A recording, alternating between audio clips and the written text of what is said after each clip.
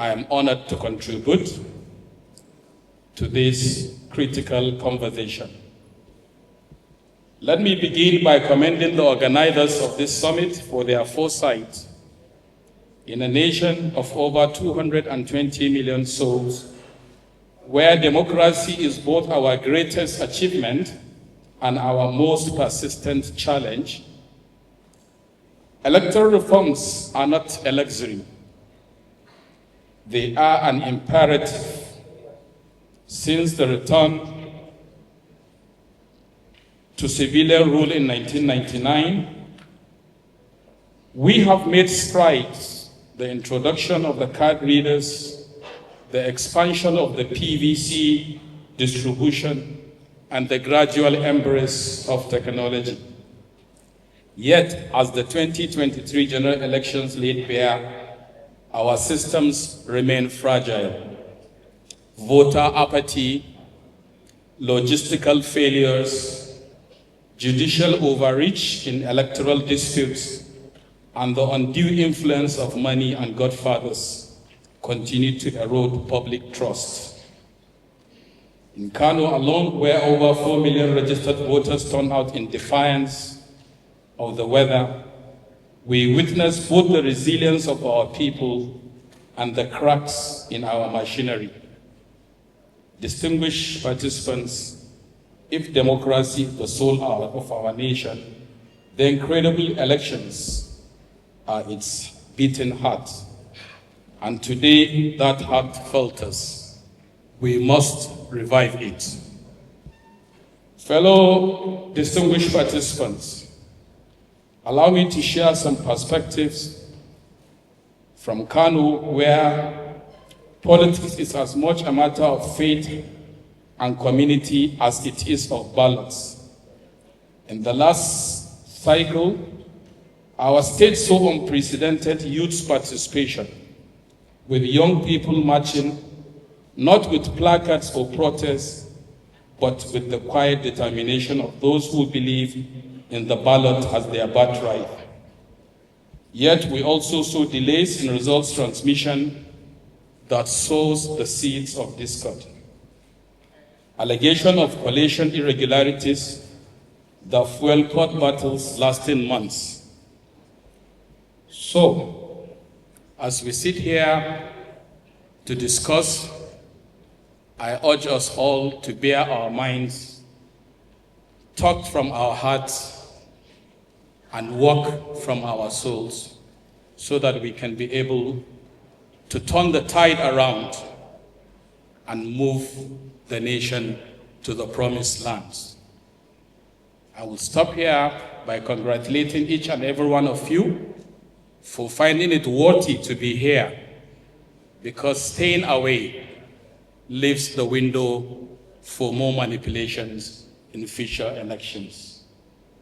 I want to use this occasion to thank all of you for listening and to wish us well as we deliberate on what should be determined as the future of our country.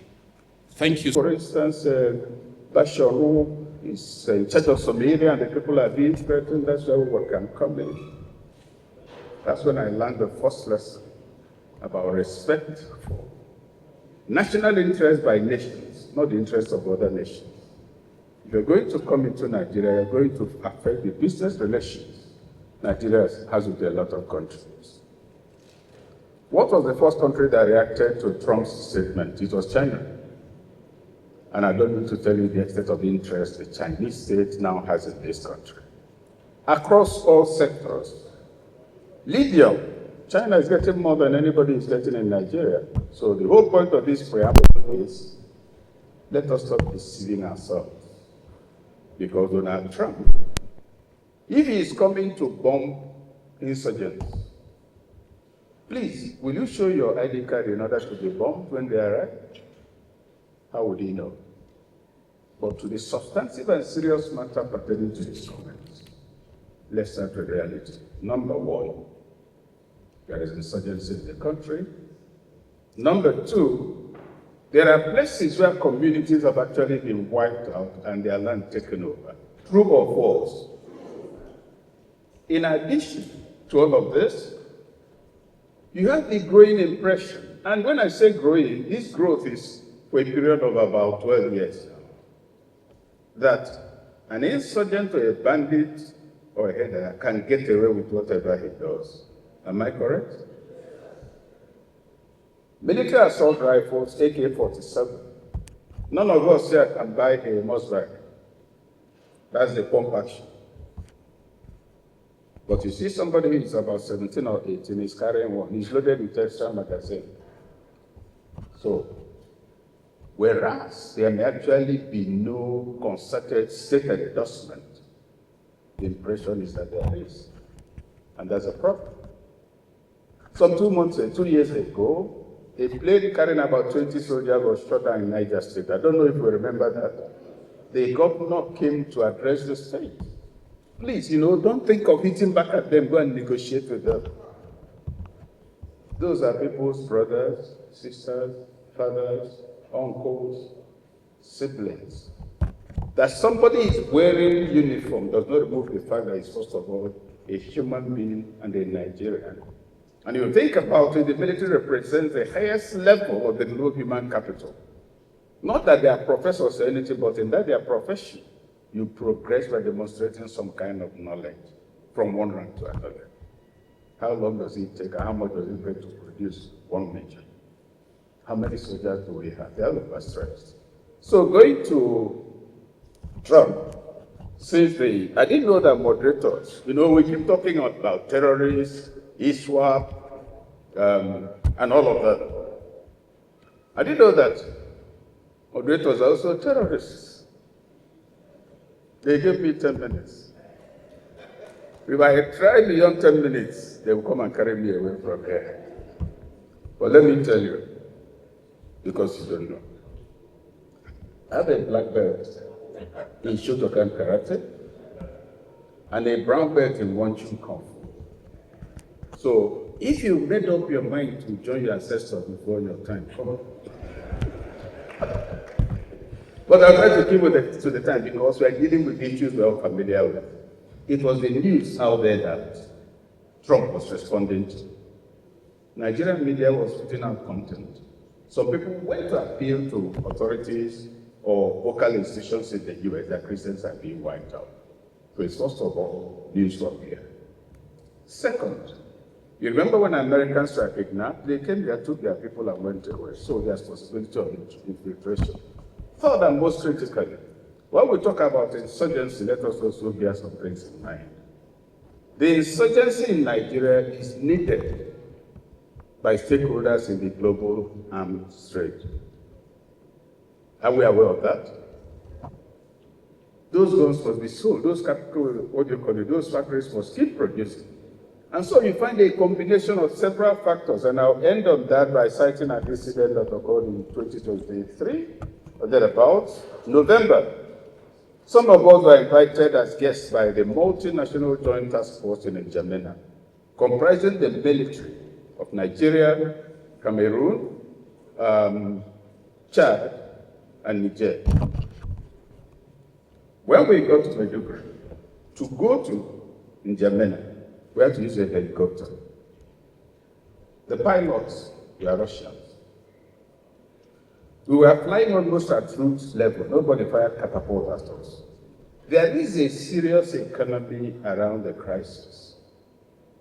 There is a serious international element around the crisis. Now, with the reaction of Trump, which is a forceful global endorsement of some of the things that are happening here we are not paying attention to. Oh, sorry. Also there was a facility with which you could see everything going on here via satellite. If I come out and show my watch, it will zoom and pick the watch. They saw movements. Sadly, we also heard, I don't know why, whether it's true while I was there, there's also some movement of the Chibok girls. You ask yourself, will Nigeria benefit more from the presence of America here or from the engagements that will give them logistical advantage in terms of seeing what's going on in the environment in order to focus on targeted engagement? 200 people will ride motorcycles into a place. Finish. Carry people and go. I try to understand it, I can't. Because to follow a motorcycle, I must hold the person riding it. Am I correct? Yes. And yet I'm being kidnapped. I don't understand it. People could come into a place and carry over 300 students from Chibok. Arrival is one thing. Time you to get the students onto the vehicles is another, and then they could actually go away. People will come into a community and kill substantial percentage of that community and then occupy the place. These are facts. But these facts are different from saying that that is what is happening everywhere. Am I correct? Am I correct? Then America has put the matter on the global map. Outrage is real. How can Nigeria as a nation benefit maximally from Trump's public statement? I suggest 2 or 3 things that can happen. I already mentioned some logistical support. Everything you're doing is available online. Satellites are deep everywhere. If we have preemptive data information, that's one way to go. Also, these matters would not have escalated to this point if America had not, under Barack Obama, imposed all kinds of strictures on Nigeria. We couldn't buy arms. They said we were not respecting the human rights of the bandits. But you must ask, you must confirm that somebody is human before you talk about his rights. Am I right? If I can come and wipe out an entire village, including children and women, cutting open the belly of pregnant women, you should have difficulty understanding what kind of human rights you should give to me. That's different from encouraging mass murder and inappropriate way of handling such matters. So I'll bring it to a close by saying a few things for us to walk away with. Donald Trump, as a leader in international space, has a right and a duty to take a position on what is brought to his attention. Donald Trump has a duty to also respect the sovereignty of states. Having brought it into the public domain, the question for all of us and for him is, how can we benefit maximally from this global awareness that has arisen? How can we further assist our military? How can we drive local whole of society approach to intelligence gathering? If you send me as a battalion commander to your village, I'm not from your village, I don't know anybody there, my troops don't know anybody there. But you, the villagers or the community people, will know any stranger. Any man who had just joined you within the last 1 month, you will know. So if you don't give me intelligence, I won't help you. Now we have communities that are not only not giving intelligence, but actually subverting it. And why? Because you come to the level of civilian leadership and you discover that fundamentally that's where the problem is. I'm a local government chairman. I get about between 100 and 250 million every month. Nothing happens. I'm not living in the state. I'm living in Kaduna or in Abuja. So what is it that will create a local economy? They say, oh, okay, you know, we now have refugee camps. We have palliatives for refugees. We must make a distinction between capital consumption and investment in development. You have the commissions, not this development commission is doing a lot. When you buy mosquito net and bags of rice, it's money that is being spent. Consumption, it will lead to nothing. And it can go for the next 200 years. Who is reclaiming the environment where those people left? Because as you live is in the north, real desertification will begin to occur. And to reclaim it, it will not take you less than 18 to 36 months. It's not happening.